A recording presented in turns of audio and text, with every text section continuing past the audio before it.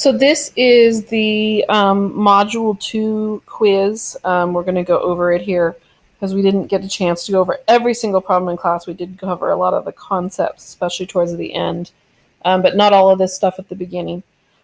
So first thing we need to do is we need to find the vertex of this graph, and this is for both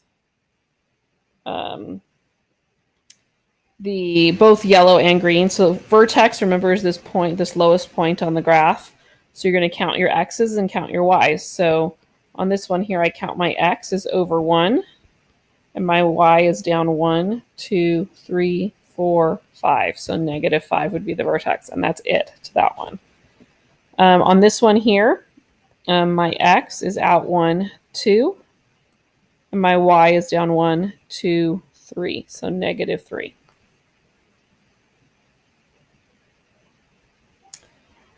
This time we're supposed to find what best represents the equation. So probably what I would do for my work on my test is I would start setting up the skeleton of what the function looks like. So I have some place to kind of write down my notes on the problem. I'd also probably try to find my vertex. And I'd probably write that down. So I'm going to go ahead and find my vertex on the yellow one first. So my vertex is out -1 and down 1, 2, -3. Now, when I write the vertex into the function, I remember when I go in or out of parentheses or absolute values, I change my sign. So it's going to change to a +1, and the y value stays the same. Now, the other piece, the shortcut on an absolute value here is the slope out front is what we're supposed to do. So I'm going to count my slope. So I'm going to draw my little slope triangle in here. It looks like I'm going up 1, 2, 3, and over 1. So my slope is 3. So if I go ahead and I look at this one, looks like mine has an answer wrong. So it should have been this one right here, which means that the negative would have meant that it's upside down. So if you do have a negative in front, it would have been an upside down function. Okay. This one here, I'm going to look at my vertex. So my vertex looks like it's out 1. It looks like it's down 2. So again, to go in or out of parentheses or absolute value, I change my sign. On the outside of it, for the y value, we keep our sign the same. And then I want to count my slope. So I'm going to draw my little slope triangle here. My slope looks like it's up 2 and over 1. So I'd put a 2 in front, and it's opening up. So it's going to be a +2.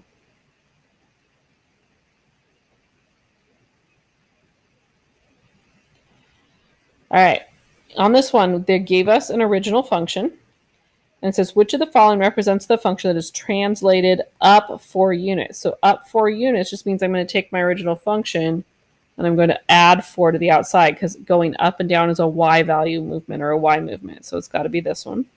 This one is asking us to go down 2 units. Again, up and down are y movement. So it goes on the outside. So all I would do is subtract 2.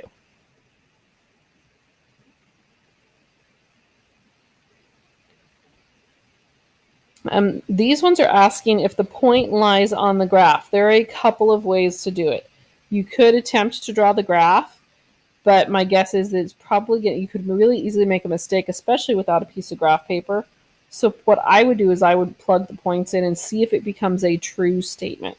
So I'm going to put this in for the y value, so -4 equals, and we're testing this out. We don't know if it's true or not yet. 1/3 absolute value of 2 times -2 plus 2 minus 4. All right, so let's see. We've got, let me make sure I have this right. Oh, what did I do? There is something really wrong in there. Let me erase. I did not do that right. Okay, right here, I didn't plug it in right, did I? It somehow got an extra 2. So it's just a -2 that gets plugged in for the x. Okay, so the left side we do nothing. It's still a question mark. The right side, -2 plus 2 is 0. The absolute value of 0 is 0. 0 times 1/3 is 0. And 0 minus 4 is negative 4. So they actually came out to be equal on both sides, so it actually is a point that actually lies on the graph.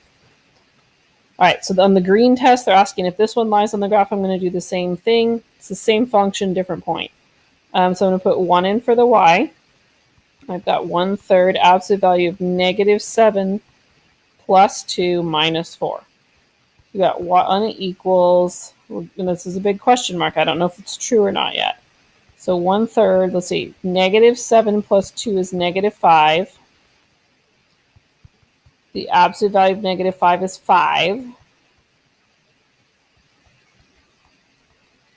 5 times 1/3 is 5/3 minus 4. There's no way, because this isn't a 4 right here, or reducing to 4, reducing to a 5, right? Because I got to come out to 1. There's no way that's reducing to 5, so these are in fact not equal. I don't even need to finish the problem to be able to show that or see that. All right, more of the same. Okay, so we're going to do it again. So the yellow test, we're going to put in a negative 3 for the y. We're checking to see if that equals 1/3 absolute value of negative 1 plus 2 minus 4. So we've got negative 3. We're checking to see 1/3. Negative 1 plus 2 is 1. And then 1 times 1/3 is 1/3 minus 4. 1/3 and negative 4 is not going to be negative 3. We would need a 1 right there. So those are in fact not equal. So this one is no. All right, this time we're going to plug in negative 3 for the y and negative 5 for the x. So and we're checking to see if this is true. So let's see, negative 5 plus 2 is negative 3. Absolute value of negative 3 is 3. The this here cancels. So we get negative 3 equals 1 minus 4. 1 minus 4 is negative 3. So these are in fact equal, so this one actually works out.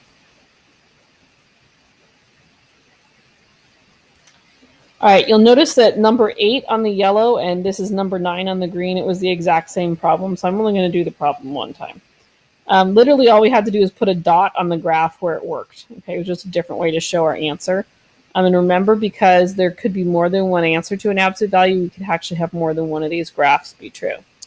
So we're going to start by dividing both sides by the negative 2 to get rid of the absolute value that's on the castle walls.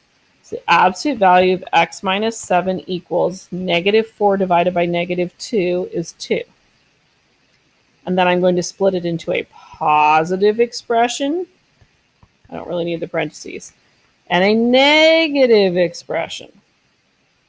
All right, here we could drop the parentheses. I'm going to add 7 to both sides. So 2 plus 7 is 9. And then we're going to go ahead and distribute that negative. So negative x plus 7 equals 2.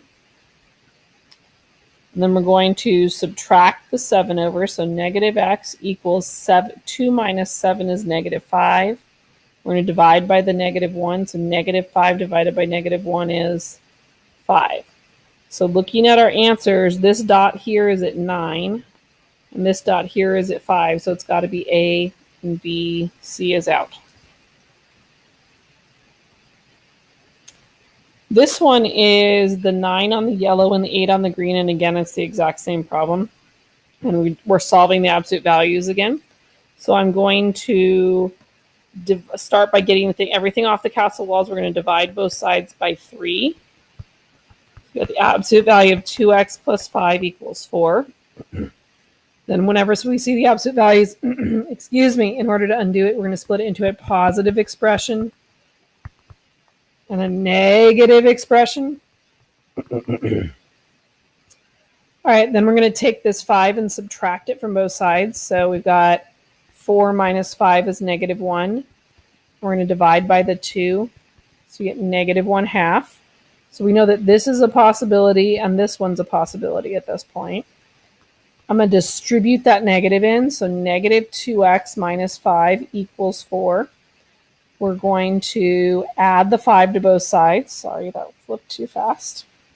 So 4 plus 5 is 9. I'm going to divide by the -2. It doesn't matter where we float the negative, so -9/2. So both of those work, so it's got to be this one here.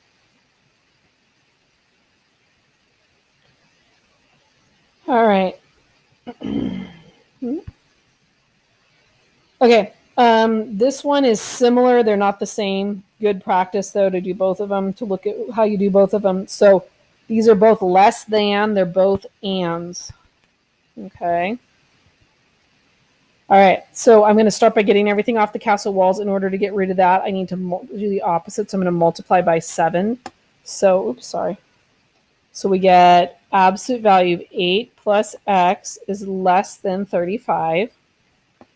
Then we have to split it into a positive expression and a negative expression.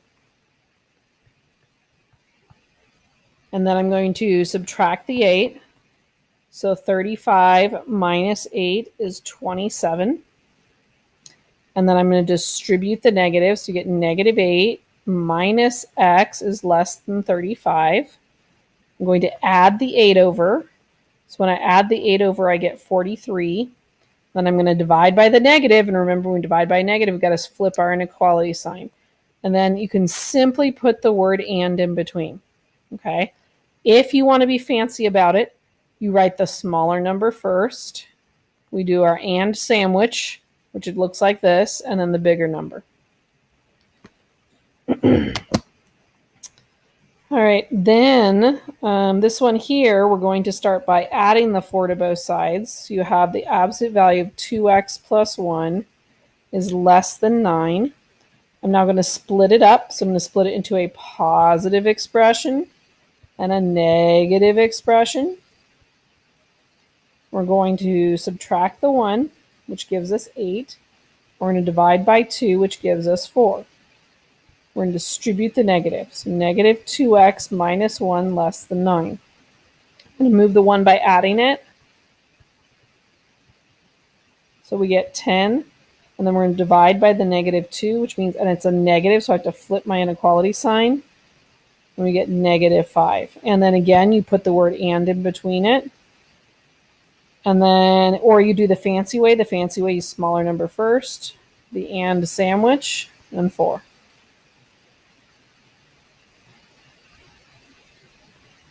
All right, last one. So this, and you notice on this one here, it was 10 on yellow and 11 on green. They're similar. They're both ands. This one is 11 on yellow and 10 on green. Again, they're similar, so that's why we're putting them together here. This is, so there's a great or on both of them, so we know that both of these are ors. All right, so this one here, it looks like I have to start by subtracting 2 from both sides. So you got 3 absolute value of x plus 4 is greater than 3.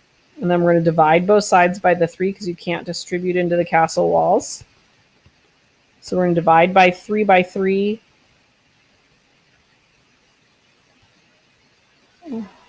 Okay, sorry, it's wanting to restart. I'm going to go back here. I'm almost done. 3 divided by 3 is 1. And then we're going to split it up into our, to get rid of the absolute values, we have to split it into a positive expression and a negative expression. And then we're going to subtract the 4, which gives me 1 minus 4 is -3. And then I'm going to distribute the negative. And we get -x minus 4 is greater than 1. And -x, add the 4.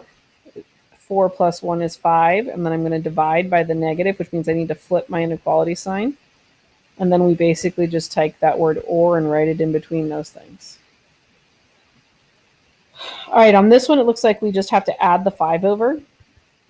So we're going to have the absolute value of x minus 2 is greater than 15. And then we've got to split it into a positive expression and a negative expression. Here I'm going to add the 2, so 15 plus 2 is 17. And here I'm going to distribute the negative, so negative plus 2 is greater than 15. We're going to subtract the 2. So 15 minus 2 is 13, and divide by the negative, which flips our inequality sign, so it makes it negative 13. We know it was an or, so we put the word or in between the answers.